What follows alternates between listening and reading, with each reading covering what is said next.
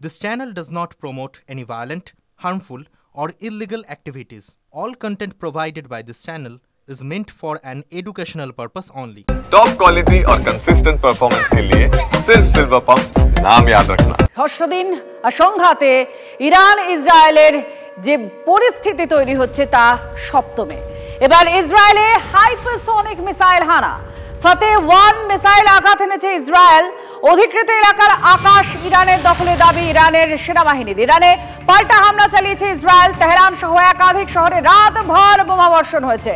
ইরানের পরমাণু কেন্দ্র আর সেনা ঘাঁটিতে আঘাত এনেছে আইডিএফ, পাল্টা দাবি ইসরায়েলের। এই মুহূর্তে একেবারে যে যুদ্ধ পরিস্থিতি, ধ্বংস হয়ে চলেছে একের পর এলাকা, যেমন ইরান তেমনি ইসরায়েলের ক্ষেত্রেও ষষ্ঠ দিন। আর তার মধ্যেই পরিস্থিতি ভয়ঙ্কর হচ্ছে। ইসরায়েলে হাইপারসনিক মিসাইল হানা, ফতে 1 মিসাইল আঘাত এনেছে ইসরায়েলে। অধিকৃত এলাকার আকাশ ইরানের দখলে রয়েছে এমনটা দাবি করছে ইরানের সেনাবাহিনী। ইরানে পাল্টা হামলা চালাচ্ছে ইসরায়েল ও তেহরান সহ একাধিক শহরে রাতভর বোমা বর্ষণ হয়েছে।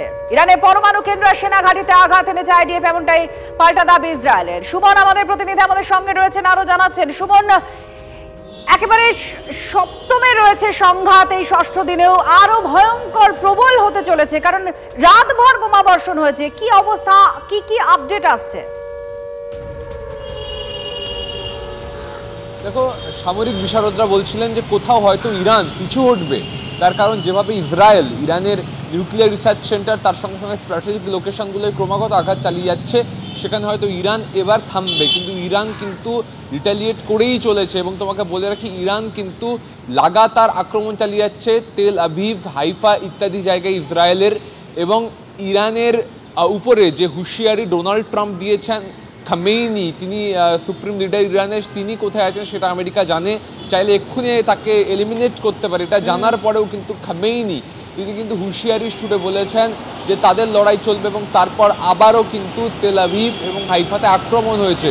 সামগ্রিকভাবে বলা চলে ইরান এবং ইসরায়েল কোনো পক্ষই হার মানতে নারাজ এবং যুদ্ধ পরিস্থিতি আরো ক্রমশ জোরালো হচ্ছে। সুমন আমাদের প্রতিনিধি যেমন জানাচ্ছিলেন যে কোনো পক্ষই হার মানছে না, একেবারে অনড় অটল, আর তার জন্য এই সংঘাত আরো ভয়ঙ্কর হতে চলেছে।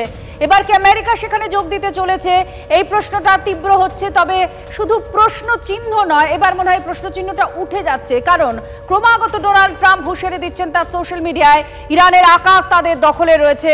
দুটো রণতরী, একটা রণতরী অলরেডি মধ্যপ্রাচ্যে দাঁড়িয়ে রয়েছে, একটি ক্রমাগত এগিয়ে চলেছে মধ্যপ্রাচ্যের দিকে। তাতেই গোটা বিশ্ব মনে করছে এবার আমেরিকাও এই যুদ্ধে জড়াতে চলেছে। ইরানের অস্ত্র ভান্ডারকে টার্গেট করেছে এবার ইসরায়েল। একেবারে টার্গেট ফিক্সড করে করে হামলা ইসরায়েল শুরু থেকেই শুরু করেছে। ইরানের 12টি মিসাইল লঞ্চ সাইট, অস্ত্র ভান্ডারে হামলা চালায় ইসরায়েল। ভিডিও পোস্ট করে ইসরায়েলের ডিফেন্স ফোর্স এটা দাবি করে।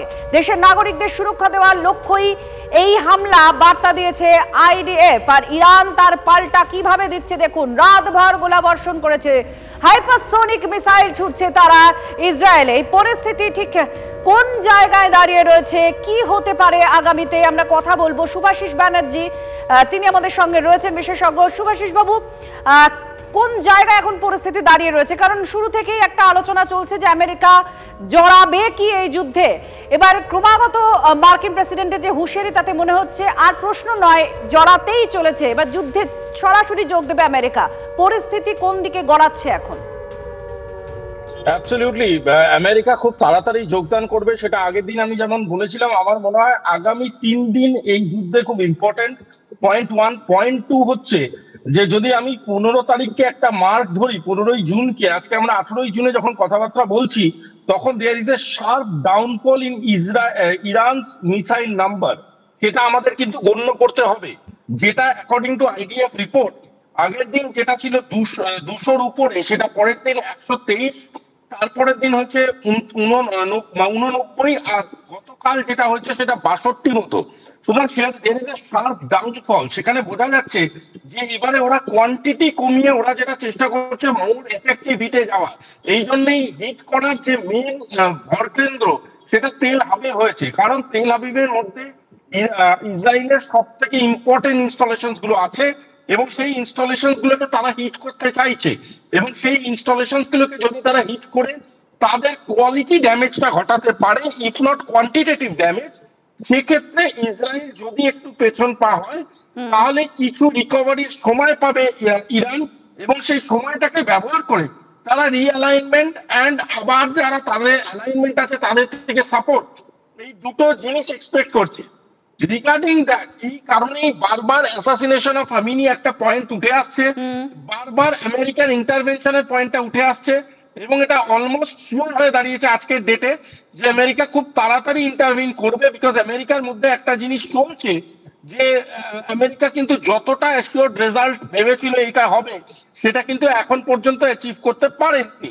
সেই কারণে America will intervene and have to intervene, যাতে করে তাদের রেলেভেন্স ইন ওয়ার্ল্ড পলিটিক্স বজায় থাকে। আমরা আরো আলোচনা করব, কারণ শুধুমাত্র যে শুরুতে আমরা যে তথ্যগুলো পাচ্ছিলাম এই সংঘাতের বা এই যুদ্ধের, যে ইরান সেখানে পারমাণবিক যে কর্মসূচিগুলো চালাচ্ছে সেই কর্মসূচিগুলোকে বন্ধ করার জন্য বারবার বলা হচ্ছিল, আর সেগুলো বন্ধ করছিল না ইরান, তার জন্য এই হামলা।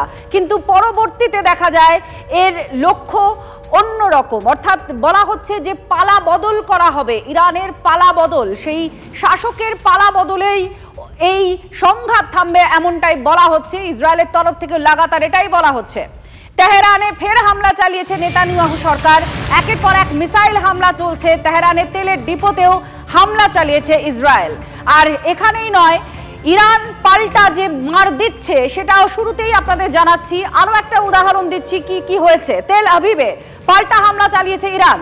তেল আবিবের আকাশে একের পর এক মিসাইল দেখা যাচ্ছে। দেখুন কিভাবে বিস্ফোরণের সেই ছবি, একদম আগুনের গোলা উঠে আসছে, সেই ছবি আপনারা দেখছেন। এই হামলা ইসরায়েলের উপর চালিয়েছে ইরান, আবার ইরানের ওপরেও ইসরায়েল ক্রমাগত হামলা চালাচ্ছে। দুদেশই পাল্টা প্রত্যাঘাত আনছে, হামলার পাল্টা প্রত্যাঘাতে এই মুহূর্তে ভয়ঙ্কর একটা পরিস্থিতি তৈরি হয়েছে।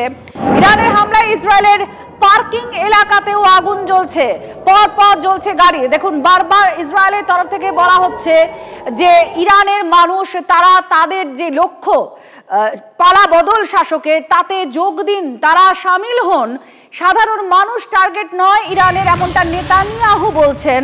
আর সেখানে দাঁড়িয়েই যে ছবি এই মুহূর্তে আপনাদের আমরা দেখাচ্ছি, ইরানের হামলায় ইসরায়েলের পার্কিং এলাকায় আগুন, অর্থাৎ সাধারণ মানুষ তারা আহত হচ্ছেন। সেই সমস্ত জায়গাতেও একের পর এক হামলা হচ্ছে। ইরানের হামলায় ইসরায়েলের পার্কিং এলাকায় পর জ্বলছে গাড়ি। ইরানকে বাঁচাতে খামেনিকে বদলানোর বার্তা দিচ্ছেন ইসরায়েলের প্রধানমন্ত্রী। শাসক বদলাতে ইরানের সাধারণ মানুষকে আহ্বান জানাচ্ছেন নেতানিয়াহু। তিনি বলছেন জান জিন্দেগি আজাদি, ইরানের এই স্লোগান, সেটাকেই সমর্থন করছেন নেতানিয়াহু। ইরানি এক সাংবাদিককে দেওয়া সাক্ষাৎকারে এই মন্তব্য করেছেন নেতানিয়াহু।